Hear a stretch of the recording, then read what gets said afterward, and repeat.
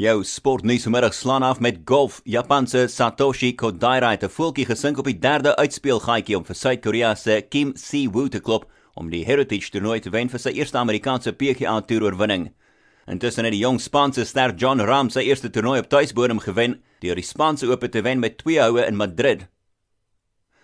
Die Sharks afrigter Robert de Pre het gesê sy span se vertoning Saterdag was 'n vernedering geweest nadat hulle met 40-10 pak slag gekry het by die Bulls in Durban.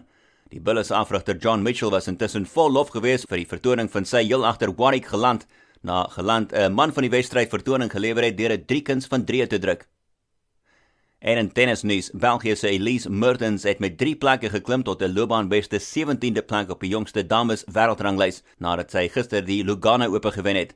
Roemenië se Simona Halep behou haar nommer 1 posisie aangesien daar geen verandering in die top 16 is nie. Die top 5 is Halep, Caroline Wozniacki, Garbine Muguruza, Elina Svitolina en Jelena Ostapenko.